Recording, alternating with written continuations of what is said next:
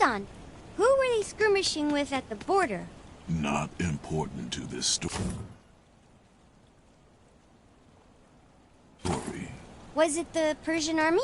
Focus, if you wish me to proceed. Yes, Father.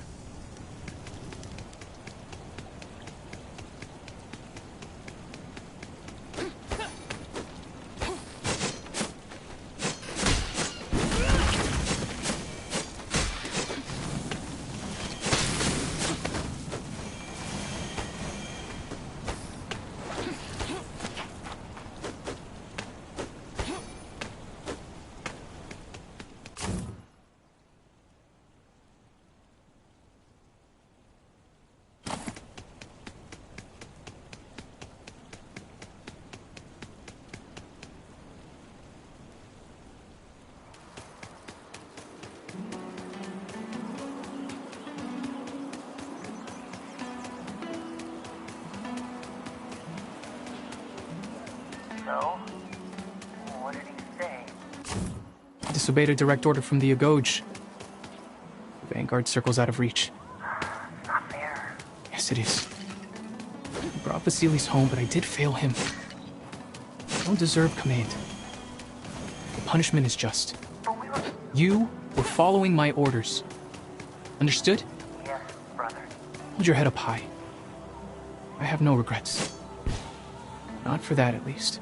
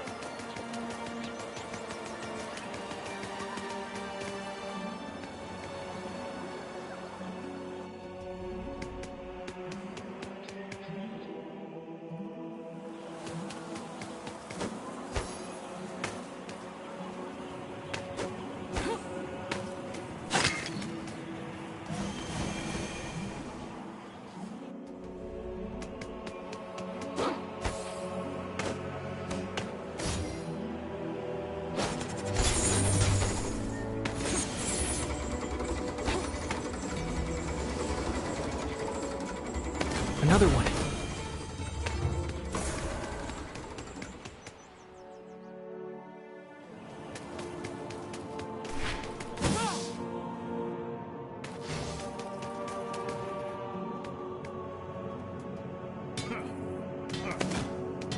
What do you want now?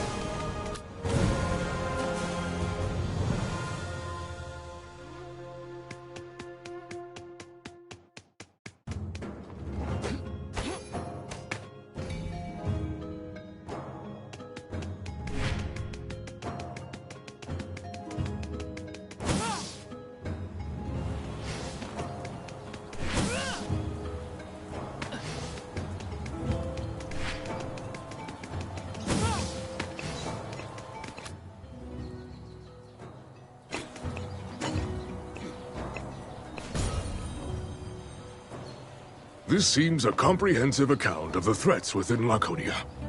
Information like this can help us improve training. Countless Spartans made more ready by your efforts. Here, a small token of recognition on behalf of the Agoj. Only doing my duty, sir. But thank you.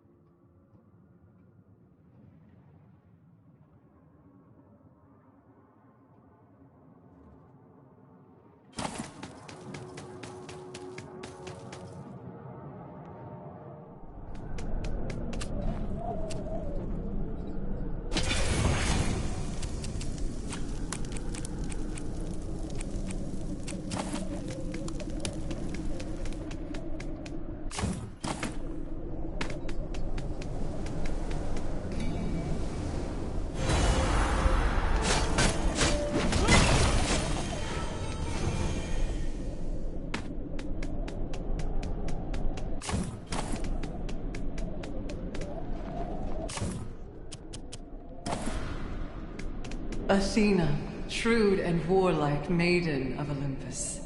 The favorite of Zeus, for motherless she sprang. From him alone, a goddess fully formed and armored. Her duty to Olympus and the good of man, she serves with intellect and courage in its use. Not prophecy, but foresight was her wisdom's gift. As when to Athens she bestowed the olive tree, and in doing so, elevated mortal life.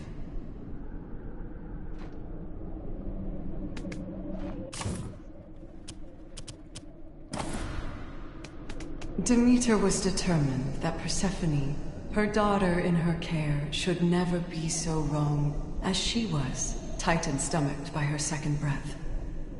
Her savior Zeus, now father to Persephone, was trusted by Demeter to protect their girl.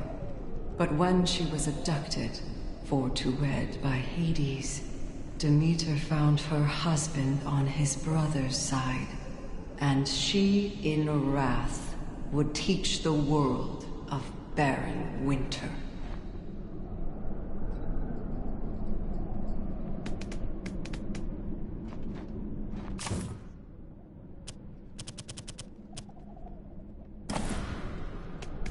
In Nike, over contests is the judgment vested. Above the field of war she rides and duly serves, to glorify the victor as bestowed by fate. Of Zeus's favor Nike had been affluent, since she alone did shield him from the Typhon's blow. And from Athena's springing, she herself became as fast a friend as e'er she had, inseparable. But favor friendships would she none. Alas for her.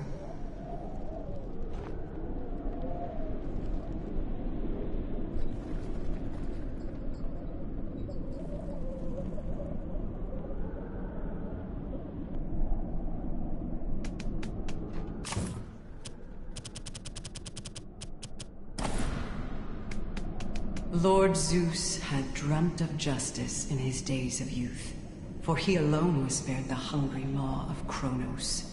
At last, by craft of poison, were his kin disgorged. Thus, Zeus became the savior of his generation, as every Titan down to Tartarus was cast. A loving god was he, for many did he love. A father to the world, as many did he father. The thunder god upon Olympus, king of all.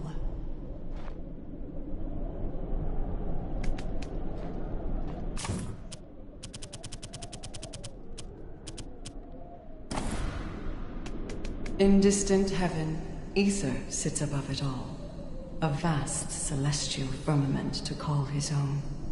Our sea and sky, the children he looks down upon, as does he on Olympus and the gods he hosts.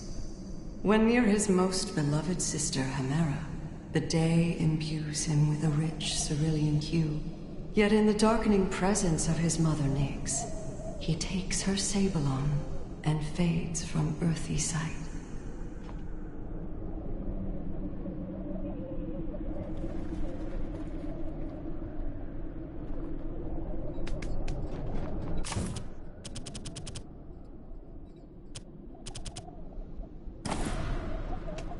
When first from chaos sprang she, Gaia, Mother Earth, her thoughts were to the betterment of all her heirs. And so at odds ere since with kings, unjust, unkind. First, Uranos, whose overthrow she would conceive. Then Kronos, having proved himself no truer god. Entrusting in her nymphs the care of infant Zeus, whose revolution she would help ferment in time. Though slumbering, ever watchful Gaia, yet about.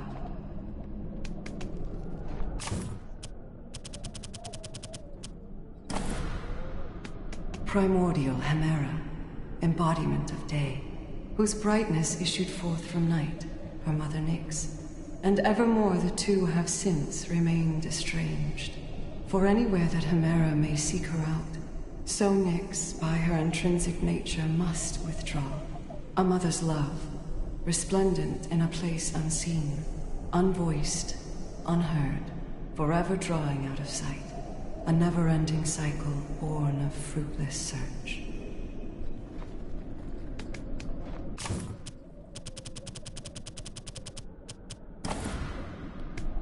Rapacious Kronos, cruel and massive Titan King, whose appetites would shape the nascent course of fate. For power first, as youngest child of earth and sky, he volunteered to cut his loathsome father down. And then, as king, upon his very issue dying, suspicious of his progeny's foreseen intent, until their mother Rhea did his trust betray, and Zeus, his son, in time, in turn, would cast him down.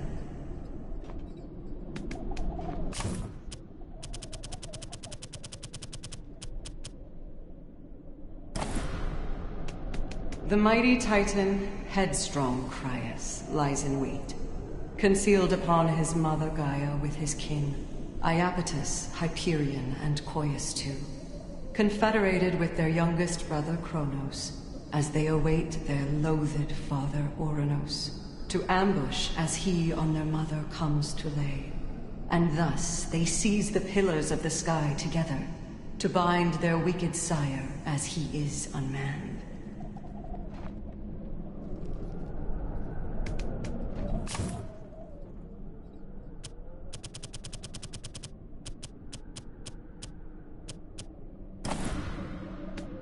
Mnemosyne, the Titaness, could ne'er forget the brazen cruelty of her brother Kronos' rule. So kept she in the company of Olympian gods, and made of Zeus, ambitious, young and proud, a lover. They sired Muses 9, to whom these lines owe thanks. Her memories she lent to serve his righteous treason, yet in their victory was Mnemosyne forgot. Cast down the Styx to Tartarus, as Titans all.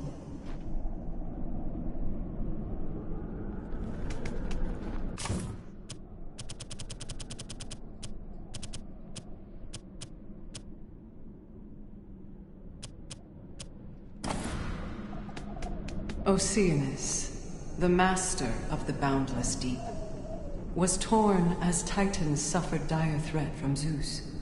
In one ear, brother Kronos urges bloody war. In opposition, Tethys, once his wife beloved, to whom the goddess Hera was a fostered charge. Perhaps Oceanus marched falsely on Olympus, or did some tide within him simply turn at last? In sacrifice of influence,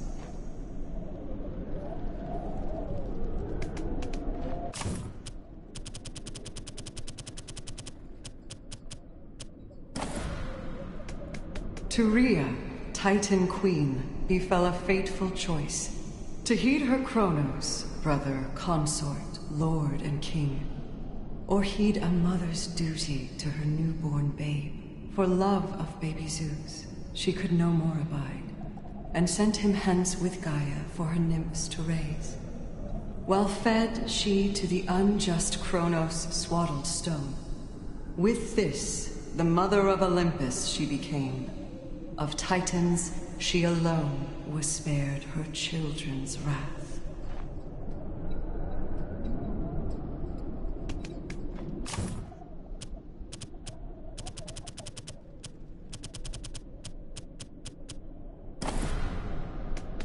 Though Tethys was a fertile river Titan goddess, by her Oceanus a mother millionfold, there was no time she ever felt as duty-bound as when a young Hera came to her from Rhea's hand, delivered fresh from Kronos' gut where she was raised. With this, her brother's wrongs she could no more deny, and pledged to Hera that Olympus would ascend, toward which she would entreat her Titan kin and kind.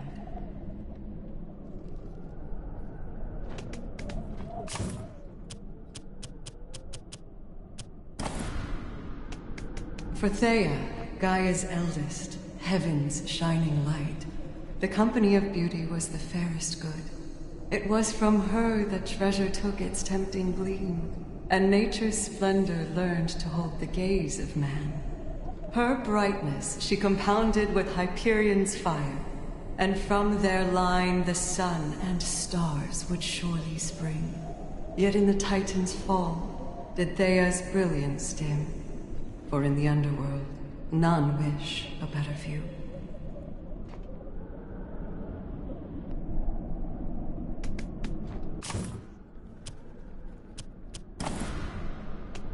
The Titan, Themis, first prophetic oracle, who to her brother Cronus gave she truth in duty, that one among his line would someday end his rule. Thus, unaccepting, would he swallow all he'd father. In Zeus delivered, Themis would a husband find, and hope for justice in the rise of Mount Olympus. Yet calls for mercy of her Titan kind were moot, and Themis too, in time, confining Tartarus claimed.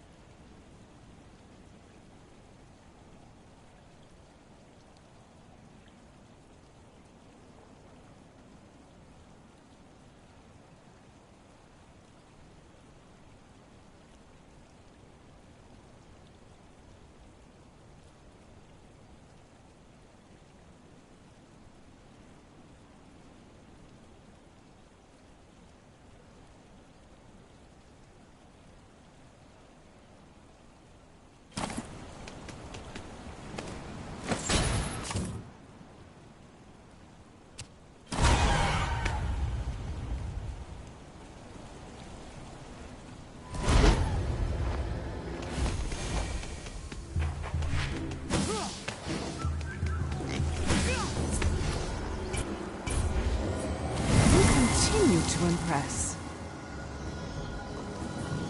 Metamorphose!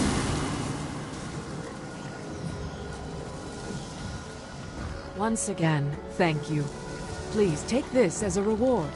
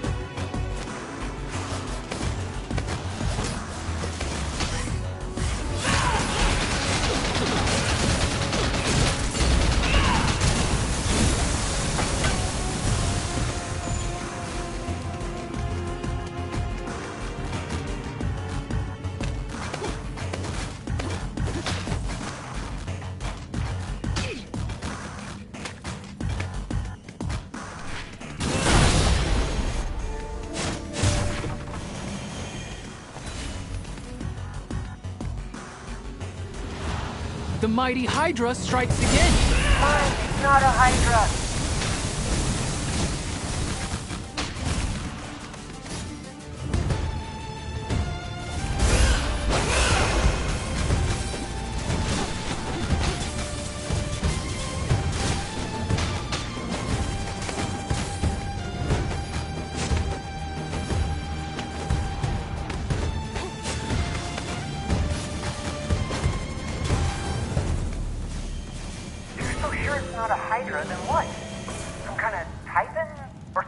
If it was Scylla, we'd see dogheads too.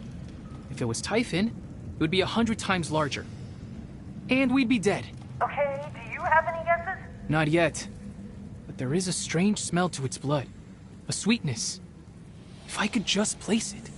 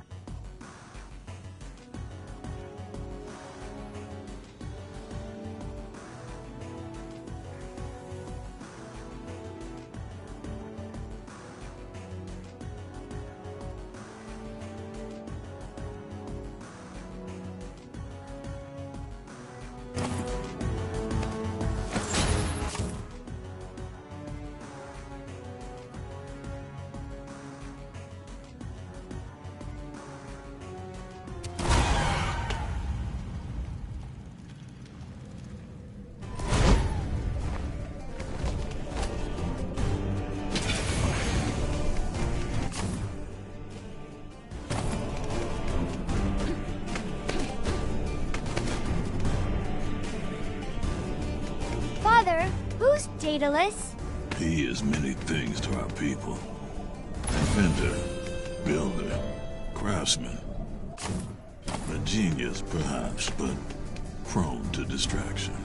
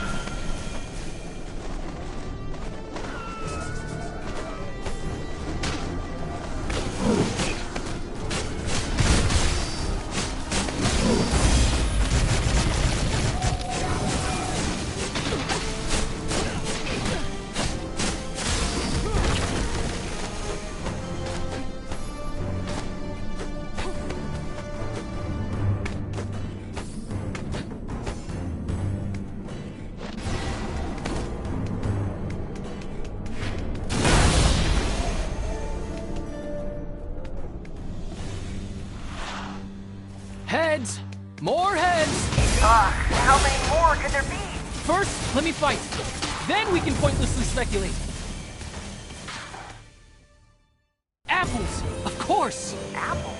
That's not your usual victory cry. The sweet smell in the serpent's blood? Apples. Golden apples. That's what it lives on. You're saying it's the Laden? Why would that be here? It's supposed to be in Hera's garden, guarding the Hesperides. That? I still don't know.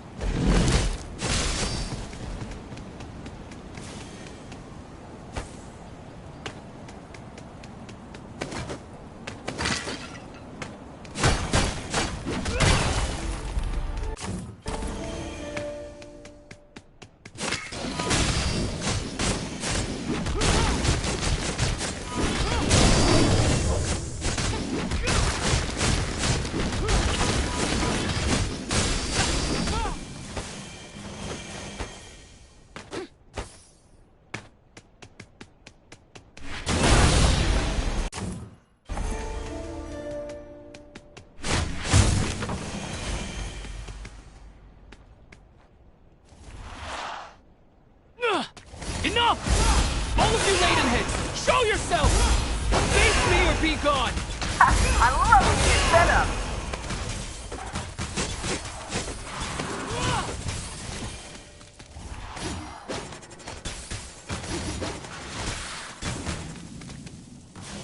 And stay out of Sparta! You think they'll listen? I think they heard me. It's a start.